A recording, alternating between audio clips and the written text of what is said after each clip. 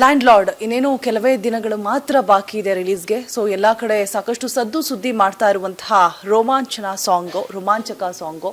So ಆ ಸಾಂಗ್ನ ಮುದ್ದಾದ ಬೆಡಗಿ ರತನ್ಯ ಅವರು ನನ್ನ ಜೊತೆಗಿದ್ದಾರೆ. ಮಾತನಾಡಿಸ್ತಾ ಹೋಗೋಣ. ಹೇಗೆ ಸಾಧ್ಯ ಇಷ್ಟು ಅದ್ಭುತವಾಗಿ ಆಕ್ಟ್ ಮಾಡೋಕೆ, ಅವ್ರನ್ನೇ ಕೇಳ್ತಾ ಹೋಗೋಣ. ಹಾಯ್, ಹೇಗಿದ್ದೀರಾ? ಚೆನ್ನಾಗಿದ್ದೀನಿ, ನೀವು ಹೇಗಿದ್ದೀರಾ? ನಾನು ಫೈನ್, ಸೂಪರ್ ಆಗಿದ್ದೀನಿ, ಚೆನ್ನಾಗಿ ಕಾಣಿಸ್ತಾ ಇದ್ದೀರಾ. ಥ್ಯಾಂಕ್ ಯು, ನೀವು ತುಂಬಾ ಚೆನ್ನಾಗಿ ಕಾಣ್ತಿದ್ದೀರಾ. My god, thank you, you made my day. And ಆ ಸಾಂಗ್ ಮ್ಯಾಮ್, ಲ್ಯಾಂಡ್ ಲಾರ್ಡ್ ಬಗ್ಗೆ ಆಮೇಲೆ ಮಾತಾಡ್ತೀನಿ. ಈಗ ಸಾಕಷ್ಟು ಎಲ್ಲರೂ ಕೂಡ ರೀಲ್ಸ್ ಮಾಡ್ತಾ ಇದ್ದಾರೆ, ಸ್ಟೋರೀಸಲ್ಲಿ ಹಾಕೋತಾ ಇದ್ದಾರೆ. ಅದರಲ್ಲೂ ಈ ಮೆಲೋಡಿ ಸಾಂಗ್ಸ್ ಅನ್ನೋದು ಇತ್ತೀಚಿನ ದಿನಗಳಲ್ಲಿ ಸಾಕಷ್ಟು ಕಮ್ಮಿ ಬರ್ತಾ ಇರುವಂಥದ್ದು.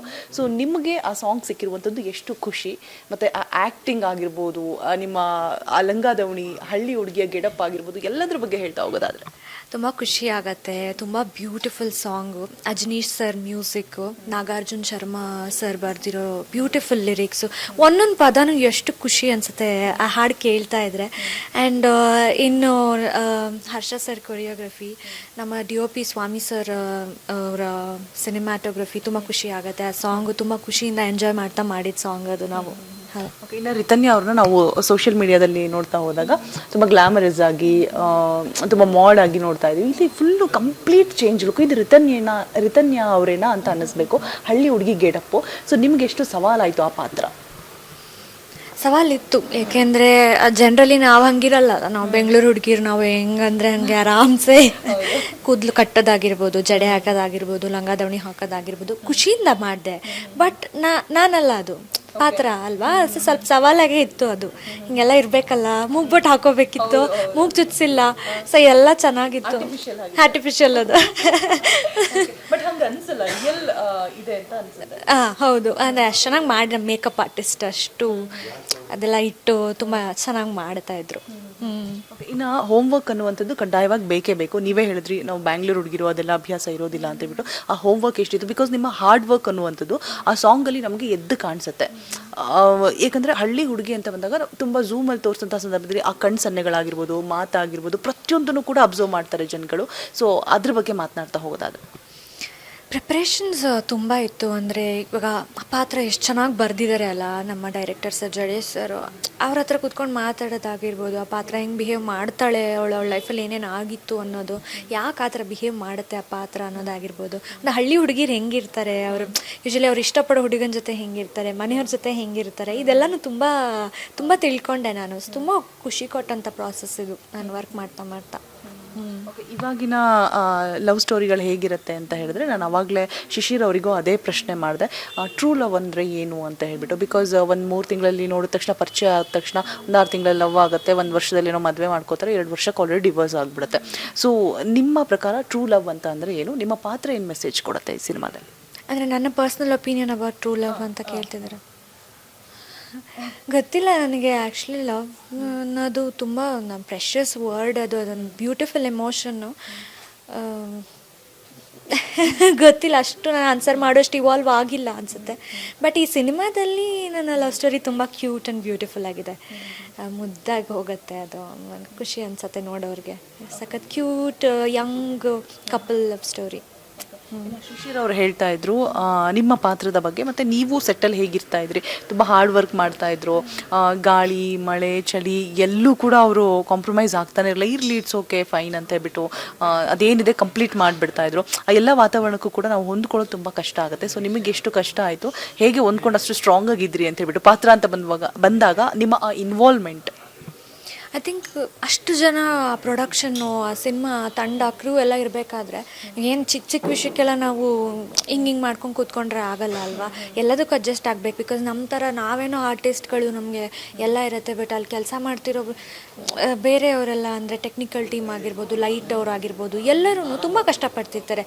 ಸೊ ನನಗೆ ಚಿಕ್ಕ ಚಿಕ್ಕ ವಿಷಯಕ್ಕೆಲ್ಲ ಆ ಥರದ್ದೆಲ್ಲ ಏನೂ ಅನ್ನಿಸ್ತಿರಲಿಲ್ಲ. ಆ್ಯಂಡ್ ಇನ್ನೊಂದು, ನಮ್ಮ ಸಿನಿಮಾ ಅಂತ ನಾವು ಪ್ರೀತಿಯಿಂದ ಮಾಡಿದಾಗ ಬೇರೆ ಯಾವುದು ಮ್ಯಾಟರ್ ಆಗಲ್ಲ. ತುಂಬ ಖುಷಿ ಅನಿಸುತ್ತೆ ಆ್ಯಕ್ಟ್ ಮಾಡೋವಾಗ. ಇನ್ವಾಲ್ವ್ ಆಗ್ಬಿಟ್ಟಿರ್ತೀವಿ ನಾವು, ಗೊತ್ತಿದ್ದು ಗೊತ್ತಿಲ್ಲದೆ. ಇನ್ನು ಹಳ್ಳಿ ಹುಡುಗಿ ಪಾತ್ರ ಅಂತ ಬಂದಾಗ ನೀವೇನಾದರೂ ಹಿಂದೇಟ್ ಹಾಕಿದ್ರಾ? ಬಿಕಾಸ್ ಸ್ವಲ್ಪ ಸವಾಲಿರುತ್ತೆ. ಮತ್ತು ಎಲ್ಲ ಹುಡುಗಿರಿಗೂ ಇವಾಗ ಹೀರೋಯಿನ್ಸಿಗೆ ಮೋಸ್ಟ್ ಆಫ್ ಆಲ್ ಹೇಗೆ ಅಂದರೆ ತುಂಬ ಗ್ಲಾಮರಸ್ ಆಗಿ ಕಾಣಿಸ್ಕೋಬೇಕು ಅನ್ನುವಂಥ ಆಸೆ ಇರುತ್ತೆ. ಸೊ ನಿಮಗೆ ಏನು ಅನ್ನಿಸ್ತು, ಪಾತ್ರ ನಿಮ್ಮ ಬಳಿ ಬಂದಿದ್ದು ಹೇಗೆ, ನೀವು ಹೇಗೆ ತಗೊಂಡ್ರಿ? ಜನರಲಿ ಎಲ್ಲ ಹುಡುಗಿರ್ಗಿದ್ದಂಗೆ ನಾನು ಚೆನ್ನಾಗಿ ಕಾಣಿಸ್ತೀನೇನೋ ಇಲ್ವೋ ಹಳ್ಳಿಯೊಳ ಥರ ಕಾಣಿಸ್ತೀನೇನೋ ಹಿಂಗೆಲ್ಲ ಅನ್ನಿಸ್ತಾ ಇತ್ತು. ಬಟ್ ಪಾತ್ರ ಅಂತ ಬಂದಾಗ ಆ ಪಾತ್ರ ಹೆಂಗೆ ಡಿಮ್ಯಾಂಡ್ ಮಾಡುತ್ತೋ ಹಾಗೆ ಇರಬೇಕು ಅಂತ ಯಾವಾಗಲೂ ಹೇಳ್ತಾರೆ. ಅಂದರೆ ನಮ್ಮ ತಂದೆಯವರಾಗಿರ್ಬೋದು ಅಥವಾ ಎಲ್ಲರೂ ಅದನ್ನೇ ಹೇಳೋದು, ಆ ಪಾತ್ರದ ಥರ ಇರು, ಆ ಪಾತ್ರನ ನಾವು ನಂಬಬೇಕು ಜನ, ಇವಳು ಅದೇ ಪಾತ್ರ ಅಂತ. ಸೊ ಹಾಗಾಗಿ ಅದೆಲ್ಲ ಇದ್ರೂ ಇರಲಿ ಆಯಿತು, ನಾನು ಹೆಂಗೆ ಕಾಣಿಸ್ತೀನಿ ಅದು ಇಂಪಾರ್ಟೆಂಟ್ ಅಲ್ಲ, ನಾನು ಹೆಂಗೆ ಆ್ಯಕ್ಟ್ ಮಾಡ್ತೀನಿ ಅನ್ನೋದು ಇಂಪಾರ್ಟೆಂಟ್ ಅಂತ ಹೇಳಿಬಿಟ್ಟು ನಾನು ಐ ಟುಕ್ ದ ಕಾಲ್ ಸರಿ ಅಂತ ಹೇಳಿ ಅದೆಲ್ಲ ವರ್ಕ್ ಮಾಡ್ತಾ ಸ್ಟಾರ್ಟ್ ಆಗಿತ್ತು.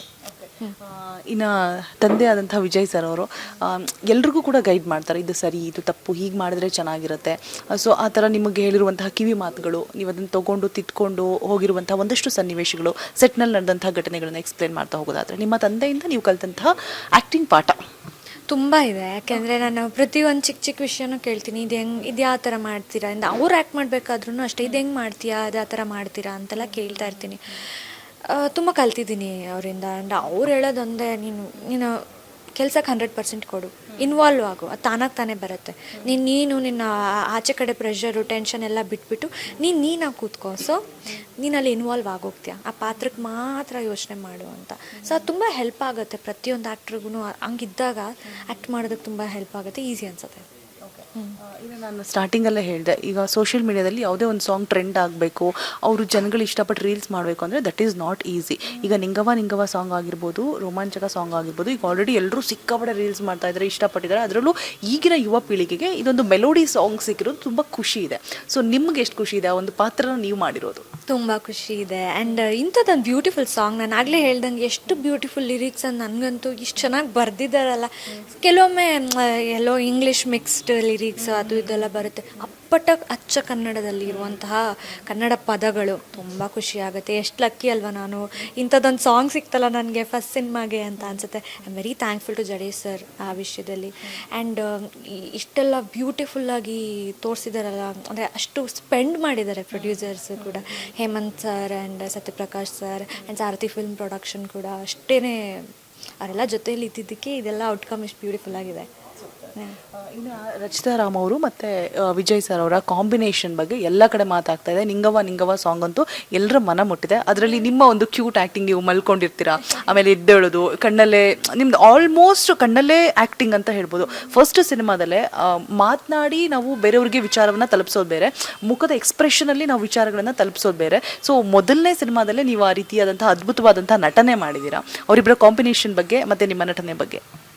ಅವರಿಬ್ಬರು ಕಾಂಬಿನೇಷನ್ ಹೇಳಬೇಕಂದ್ರೆ ಸೂಪರ್ ಕ್ಯೂಟ್, ಅದು ಮುದ್ದಾಗಿದೆ. ಅವರ ಆಫ್ ಸ್ಕ್ರೀನ್ ಕೂಡ ಅಂದರೆ ಶೂಟ್ ಮಾಡಬೇಕಾದ್ರೂ ಕೂಡ ಅಷ್ಟು ಮುದ್ದು ಅನ್ನಿಸ್ತಾರೆ. ನೋಡೋಕ್ಕೆ ಇವರಿಬ್ಬರು ರಿಯಲ್ ಕಪಲ್ ಥರ ಕಾಣಿಸ್ತಾರಲ್ಲ ಅನ್ನಿಸ್ತಿತ್ತು. ಶೂಟ್ ನಡಿಬೇಕಾದ್ರೂ ಅಷ್ಟೇ ನಾನು, ನೀವು ಎಷ್ಟು ಕ್ಯೂಟಾಗಿ ಕಾಣಿಸ್ತಾ ಇದ್ದೀರಾ ಅಂತ ಹೇಳ್ತಾ ಇದ್ದೆ. ಆ್ಯಂಡ್ ಇನ್ನು ಸಾಂಗ್ ಬಗ್ಗೆ ಹೇಳಬೇಕಾದ್ರೆ ಆ ಶೂಟ್ ಮಾಡ್ತಾನೆ ಸಿಕ್ಕಾಪಟ್ಟೆ ಎಂಜಾಯ್ ಮಾಡ್ಕೊಂಡು ಮಾಡಿದ ಸಾಂಗ್. ಶೂಟ್ ಮಾಡ್ತಿದ್ರೆ ಎಲ್ಲರೂ ಸುತ್ತ ನಗಾಡೋರು, ಅಷ್ಟು ನಗಿಸ್ತಿದ್ರು. ಆ್ಯಂಡ್ ಖುಷಿ ಅನಿಸುತ್ತೆ ಆ ಸಾಂಗು. ಆಮೇಲೆ ಅದು ಅಷ್ಟು ಹಿಟ್ಟಾಗಿರೋದು, ಎಲ್ಲರೂ ಅಷ್ಟು ರೀಲ್ಸ್ ಮಾಡ್ತಾ ಇರೋದು ತುಂಬ ಖುಷಿ ಅನಿಸುತ್ತೆ. ಇನ್ನು ರಚಿತಾ ಮ್ಯಾಮಿಂದ ಏನಾದರೂ ಕಲ್ತ್ರೆ, ಅವ್ರು ಏನಾದರೂ ಇನ್ಸ್ಟ್ರಕ್ಷನ್ಸ್ ಕೊಡೋದು, ಆ್ಯಕ್ಟಿಂಗ್ ಬಗ್ಗೆ ಏನಾದರೂ ಹೇಳೋದು, ಹೀಗೆ ಮಾಡಿದ್ರೆ ಚೆನ್ನಾಗಿರುತ್ತೆ, ಆ ಥರ ಏನಾದರೂ ಸೆಟ್ಟಲ್ಲಿ ಹೇಳಿದ್ದುಂಟಾ ನಿಮಗೆ? ಅಂದರೆ ತುಂಬ ಕಲ್ತಿದ್ದೀನಿ ಅವರಿಂದ. ಈಗ ಅವರು ಹೇಳೋದಕ್ಕಿಂತ ಜಾಸ್ತಿ ಅವ್ರು ಹೆಂಗೆ ಆ್ಯಕ್ಟ್ ಮಾಡ್ತಾರೆ ಅಂತ ನಾನು ಅಬ್ಸರ್ವ್ ಮಾಡ್ತಿದ್ದೆ. ಅವ್ರು ತುಂಬ senior actress, very beautiful, very gorgeous. ಅವ್ರು ಹೆಂಗಿರ್ತಾರೆ, ಹೆಂಗೆ ಮಾಡ್ತಾರೆ, ಅದನ್ನು ನಾನು ಅಬ್ಸರ್ವ್ ಮಾಡ್ತಿದ್ದೆ ಜಾಸ್ತಿ. ಸೊ ಅದು ತುಂಬ ಕಲಿತೆ. ಅವ್ರನ್ನ ನೋಡಿ ಕಲಿಯೋದು ತುಂಬ ಇತ್ತು. ಇನ್ನು ಲ್ಯಾಂಡ್ ಲಾರ್ಡ್ ಸಿನಿಮಾ ಇನ್ನೇನು ಕೆಲವೇ ದಿನಗಳು ಮಾತ್ರ ಬಾಕಿ ಇದೆ. ನಿಮ್ಮದೊಂದು ಕ್ಯೂಟ್ ಲವ್ ಸ್ಟೋರಿ ಮತ್ತು ವಿಜಯ್ ಸರ್, ರಚಿತಾ ರಾಮ್ ಅವರ ಒಂದು ಬ್ಯೂಟಿಫುಲ್ ಕಾಂಬಿನೇಷನ್ನು, ಅದರ ಜೊತೆಗೆ ಒಂದು ಸ್ಟ್ರಾಂಗ್ ಮೆಸೇಜ್ ಅಂತೂ ಇದ್ದೇ ಇದೆ ಅನ್ನುವಂಥದ್ದು ನಮಗೆ ಟೀಸರ್ ನೋಡಿದಾಗ ಗೊತ್ತಾಗುತ್ತೆ. ಹಳ್ಳಿ ಸೊಗಡು, ಅದರ ಜೊತೆಗೆ ರೈತರಿಗೆ ಆಗ್ತಕ್ಕಂತಹ ಕಷ್ಟಗಳನ್ನು ತೋರಿಸ್ತಾ ಇದ್ದಾರೆ. ಅದಕ್ಕೋಸ್ಕರ ವಿಜಯ್ ಸರ್ ಅವರು ಏನೆಲ್ಲ ಹೋರಾಟವನ್ನು ಮಾಡ್ತಾರೆ ಅನ್ನುವಂಥದ್ದು. ಸೊ ಏನು ಮೆಸೇಜ್ ಕೊಡೋದಕ್ಕೆ ಹೊರಟಿದೆ ಸಿನಿಮಾ? ಇದು ಅಪ್ಪಟ ನಮ್ಮ ಮಣ್ಣಿನ ಕತೆ, ಸೊಗಡಿನ ಕತೆ ಅಂತ ಅಂತಾರಲ್ಲ, ಅದು ಒಂದು 80s 90s ಟೈಮಲ್ಲಿರೋ ಒಂದು ಹೋರಾಟ ಅಥವಾ ಅಲ್ಲಿನ ಒಂದು ಜನಗಳ ಒಂದು ಹೋರಾಟದ ಕತೆ ಅಂತ ತೋರಿಸ್ತಾರೆ. ಆ್ಯಂಡ್ ಒಬ್ಬ ರೈತನಾಗಿ, ಒಬ್ಬ ಬಡ ರೈತನಾಗಿ ಅವನ ಕಷ್ಟ, ಅವನ ಕುಟುಂಬ, ಅವನ ಏನಿರುತ್ತೆ ಅನ್ನೋದನ್ನ ಈ ಸಿನಿಮಾ ತುಂಬ ಚೆನ್ನಾಗಿ ಸಿನಿಮಾದಲ್ಲಿ ತೋರಿಸ್ಕೊಟ್ಟಿದ್ದಾರೆ. ಅದಷ್ಟೇ ಅಲ್ಲದೆ ಒಂದು ಮೆಸೇಜ್ ಕೂಡ ಇದೆ. ನಮ್ಮ ಸಂವಿಧಾನದ ಬಗ್ಗೆ ಆಗಿರಬಹುದು ಅಥವಾ ಕೆಲವೊಂದಷ್ಟು ಆಗಿನ ಕಾಲದೊಂದಷ್ಟು ಪದ್ಧತಿಗಳನ್ನೆಲ್ಲ ತುಂಬ ಬ್ಯೂಟಿಫುಲ್ಲಾಗಿ ತೋರಿಸ್ಕೊಟ್ಟಿದ್ದಾರೆ. ಎಷ್ಟೋ ವಿಚಾರಗಳು ನನಗೆ ಗೊತ್ತಿರಲಿಲ್ಲ. ಆ್ಯಕ್ಟ್ ಮಾಡ್ತಾ ತಿಳ್ಕೊಂಡು ಹಿಂಗೆಲ್ಲ ಇತ್ತಾ ಸರ್ ಅಂತ ಕೇಳ್ತಿದ್ದೆ ಸರ್ನ. ಸೊ ಹಾಗಾಗಿ ಜನರಿಗೂ ಕೂಡ ತುಂಬ ಹೊಸ್ತು ಅನಿಸುತ್ತೆ, ತುಂಬ ವಿಷಯ ತಿಳ್ಕೊಳ್ಳೋದಿದೆ ಆ್ಯಂಡ್ ಸಾಕಷ್ಟು ಮೆಸೇಜ್ ಕೂಡ ಈ ಸಿನಿಮಾದಲ್ಲಿದೆ. ನಾನು ರೀಸೆಂಟಾಗಿ ಒಂದು 3-4 ಡೇಸ್ ಬ್ಯಾಕ್ ಅನ್ಸುತ್ತೆ ವಿಜಯ್ ಸರ್ ಅವ್ರನ್ನ ಮಾತನಾಡಿಸುವಂಥ ಸಂದರ್ಭದಲ್ಲಿ ಅವ್ರು ಹೇಳಿದ್ರು, ನಂಗೆ ಒಂದು ಅಸಮಾಧಾನ ಇದೆ ಸರ್ಕಾರದ ಮೇಲೆ, ಏನಂದರೆ ಈ ಅರಣ್ಯ ಗುತ್ತಿಗೆದಾರರು ಅಂತ ಏನಿರ್ತಾರೆ, ಅರಣ್ಯ ಪ್ರದೇಶದಲ್ಲಿ ಕೆಲಸ ಮಾಡೋರು, ಅವ್ರಿಗೆ ಇನ್ನೂ ಕೂಡ ಜಾಬ್ ಪರ್ಮನೆಂಟ್ ಆಗಿಲ್ಲ ಒಂದು. ಆಮೇಲೆ ಅವ್ರಿಗೆ ಎಷ್ಟು ಸ್ಯಾಲ್ರಿಗೆ ಜಾಯಿನ್ ಆಗಿರ್ತಾರೆ ಕೆಲಸಕ್ಕೆ, ನೋಡ್ಕೊಳ್ಳೋರು ಇರ್ತಾರಲ್ವ ಅರಣ್ಯ ಪ್ರದೇಶದ ಒಳಗಡೆ, ಅವರು ಅಷ್ಟೇ ಸ್ಯಾಲ್ರಿಗೆ ರಿಟೈರ್ಮೆಂಟ್ ಅಂತ ತಗೋತಾ ಇದ್ದಾರೆ. ಇದ್ರ ಬಗ್ಗೆ ನಂಗೆ ಬೇಸರ ಇದೆ, ಯಾವುದೇ ಸರ್ಕಾರ ಬಂದು ಇದು ಬದಲಾಗ್ತಾ ಇಲ್ಲ, ಇದು ನನಗೆ ತುಂಬ ಬೇಸರ ಇದೆ ಅಂತ ವಿಜಯ್ ಸರ್ ಅವರು ಹೇಳಿದ್ರು. ಸೊ ಈ ವಿಚಾರ ನಿಮಗೆ ಗೊತ್ತಿದೆಯಾ? ನಿಮಗೆ ಬೇಸರ ಇರೋದಾದರೆ, ಅಂದರೆ ಈ ರೈತರ ಸಂಬಂಧಪಟ್ಟ ಹಾಗೆ, ಈ ಗುತ್ತಿಗೆದಾರರಿಗೆ ಸಂಬಂಧಪಟ್ಟ ಹಾಗೆ ಆ ಥರ ಏನಾದರೂ ನಿಮಗೆ ಬೇಸರ ಇರೋದು ಉಂಟಾ? ಬಿಕಾಸ್ ಈ ಸಿನಿಮಾ ಮಾಡಿರೋದ್ರಿಂದ ಕೇಳ್ತಾ ಇದ್ದೀರಿ. ಸಾಕಷ್ಟು ವಿಚಾರಗಳಿದೆ, ಯಾಕೆಂದರೆ ಮೊನ್ನೆ ಕಬ್ಬನ ವಿಷಯನೂ ಕೂಡ ತುಂಬ ಇದಾಯಿತು. ಸೊ ಹಾಗಾಗಿ ನಾನು ಒಂದು ಪರ್ಟಿಕ್ಯುಲರ್ ತೆಗೆದು ಮಾತಾಡೋಷ್ಟು ನನಗೆ ಅನುಭವ ಇಲ್ಲ, ಹಾಗೆ ಅಷ್ಟು ದೊಡ್ಡವಳು ನಾನಲ್ಲ. ಬಟ್ ಕೆಲವೊಂದು ವಿಷಯಗಳು ನಾವು ನೋಡ್ತಾ ಇರ್ತೀವಿ. ಹೌದು, ಕೆಲವೊಂದು ಈಗ ಅವರು ನೋಟಿಸ್ ಮಾಡ್ದಂಗೆ ಅರಣ್ಯ ಗುತ್ತಿಗೆದಾರರು ಅಂತ ಹೇಳಿದ್ರಲ್ಲ, ಮೇ ಬಿ ಅದು ಆಗಬೇಕೇನೋ. ಯಾಕೆಂತಂದರೆ ಒಂದು ಕಾಡನ್ನ ಕಾಯೋದಷ್ಟು ಸುಲಭ ಅಲ್ವಾ, ಅಲ್ಲಿ ಪ್ರಾಣನ ಅಂದರೆ ಇದು ಸೇಫ್ಟಿ ಇರೋದಿಲ್ಲ, ಅದನ್ನೆಲ್ಲ ಪಕ್ಕಕ್ಕಿಟ್ಟು ಅವ್ರು ಮಾಡ್ತಾರೆ ಅಂದರೆ ಮೇ ಬಿ ನನ್ನ ತಂದೆಯವರು ಹೇಳ್ದಂಗೆ ಅದೊಂದು ಆದರೆ ಚೆನ್ನಾಗಿರತ್ತೇನೋ ಅಂತ ನನ್ನ ಅನಿಸಿಕೆ ಕೂಡ. ಬಟ್ ಇನ್ನು ಅದು ಹೊರತಾಗಿ ಇನ್ನೆಲ್ಲ ವಿಷಯಕ್ಕೂ ನಾನು ತುಂಬ ಚಿಕ್ಕವಳು ಅಂತ ಅನ್ಕೋತೀನಿ. ನೋಡೋಣ. ಇವಾಗ ಹೇಳಿದ್ರಿ ಮ್ಯಾಮ್ ನೀವು ಕಬ್ಬು ಬೆಳೆಗಾರರ ಹೋರಾಟ ಅಂತೇಳಿ, ನಾನು ಇದೇ ಪ್ರಶ್ನೆನ ಲಾಸ್ಟ್ ಪ್ರೆಸ್ ಮೀಟಲ್ಲಿ ಕೇಳಿದ್ದೆ ವಿಜಯ್ ಸರ್ ಅವ್ರಿಗೆ. ಯಾಕಂದರೆ ನೋಡಿ, ಬರೀ 300 ರೂಪಾಯಿಗೋಸ್ಕರ ಮೀನಾಮೇಷ ಎಣಿಸ್ತಾ ಇದೆ ಸರ್ಕಾರ. ಈಗ ಫಾರ್ ಎಕ್ಸಾಂಪಲ್ ನಾವು ಪಿಜ್ಜಾನೋ ಬರ್ಗರೋ ಇನ್ನೇನೋ ಕೊಟ್ಟು ತೊಗೋಬೇಕು ಅಂತ ಹೇಳಿದ್ರೆ 1000 ರೂಪಾಯಿ ಕೊಟ್ಟು ತೊಗೊಂಡು ತಿಂತೀವಿ. ಬಟ್ ಈ ವಿಚಾರ ಎಷ್ಟು ಒಂದು ಬೇರೆ 300 ರೂಪಾಯಿ ಕೇಳ್ತಾ ಇರೋದಷ್ಟೇ, ಜಾಸ್ತಿ ಮಾಡಿ ಅಂತ ಹೇಳಿ. ಸೊ ಈ ವಿಚಾರದ ಬಗ್ಗೆ ನೀವು ಏನು ಹೇಳ್ತೀರಾ? ಏನು ನಿಲುವನ್ನು ತೆಗೆದುಕೊಂಡ್ರೆ ಒಳಿತು ಅನ್ಸುತ್ತೆ ಸರ್ಕಾರ? ಸೊ ನಿಮ್ಮ ಸಿನಿಮಾದ ಮುಖಾಂತರ ಏನಾದರೂ ಸರ್ಕಾರಕ್ಕೆ ಟಚ್ ಮಾಡೋ ಥರ ಕಂಟೆಂಟ್ ಏನಾದರೂ ಇಟ್ಟಿದ್ದೀರಾ? ಕಾಂಟ್ರವರ್ಸಿಲಿ ನೀವು ಹಲೋ ನೀವು ಅವ್ರನ್ನೇ ಕೇಳಬೇಕು. ಆ್ಯಕ್ಚುಲಿ ಅವರಂದರೆ ತುಂಬ ಎಕ್ಸ್ಪೀರಿಯನ್ಸ್, ನಾನು ತುಂಬ ಚಿಕ್ಕವಳು, ನನಗೆ ಇಲ್ಲ ರೈತರಿಗೆ ಒಳ್ಳೇದಾಗಲಿ ಅಂತ ಅಷ್ಟೇ ನಾನು ಕೇಳ್ಕೊಳ್ತೀನಿ. ಯಾಕೆಂದರೆ ನಮ್ಮ ಅನ್ನದಾತರು, ಸೊ ಯಾವಾಗಲೂ ನಮಗೆ ಎಲ್ಲ ಪ್ರೊವೈಡ್ ಮಾಡುವಂಥ ರೈತರು ಯಾವಾಗಲೂ ಚೆನ್ನಾಗಿರಲಿ ಅಂತ ನಾನು ಕೇಳ್ಕೊಳ್ತೀನಿ. ಇನ್ನು ನಿಮ್ಮ ಸಾಂಗ್ನ ಒಂದು 2 ಸಾಲು ಹೇಳ್ಬೋದಾ? ಲಿರಿಕ್ಸ್ ಹಾಗೆ ಅಂದರೆ ರಾಗ ತಾಳ ಎಲ್ಲ ಬೇಕಂತೀನಿಲ್ಲ, ಹಾಗೆ ಒಂದು 2 ಲೈನ್ ಲಿರಿಕ್ಸ್. ನಾನು ನಿಜ ಚೆನ್ನಾಗಿ ಹಾಡಲ್ಲ, ನೀವು ಹೇಗೆ ಹಾಡಿದ್ರೂ ಮುದ್ದಾಗಿರುತ್ತೆ. ಒಂದಲ್ಲ 100 ಕೈಗಳೇನೆ ನಾನು ಲಿರಿಕ್ಸೇ ಮಾಡ್ತೆ, ನೀವು ನನ್ನ ಕಾನ್ಷಿಯಸ್ ಮಾಡ್ತಾ ಇದ್ದೀರಾ? ಇಲ್ಲ, you take you own time. ರೋಮಾಂಚಕ ರೋಮಾಂಚಕ ಹೃದಯಕ್ಕಿಂತ ಬೇರೆ ಸಾಕ್ಷಿ ಬೇಕಾ, ಅಷ್ಟೇ. ಆ್ಯಂಡ್ ಫೈನಲ್ ಆಗಿ ನಿಮ್ಮ ಅಭಿಮಾನಿಗಳಿಗೆ ಮೊದಲನೇ ಸಿನಿಮಾ ನಿಮ್ಮದು, ಎಷ್ಟು ಎಕ್ಸೈಟ್ಮೆಂಟ್ ಇದೆ? ಸೊ ಏನು ಹೇಳಕ್ಕೆ ಇಷ್ಟಪಡ್ತೀರಾ? ತುಂಬ ಎಕ್ಸೈಟೆಡ್ ಆಗಿದ್ದೀನಿ, ತುಂಬ ಖುಷಿಯಾಗಿದ್ದೀನಿ. ಎಕ್ಸಾಮ್ ಬರೆದಿದ್ದೀನಿ, ರಿಸಲ್ಟ್ಸ್ಗೋಸ್ಕರ 23rd ಕಾಯ್ತಾ ಇದ್ದೀನಿ.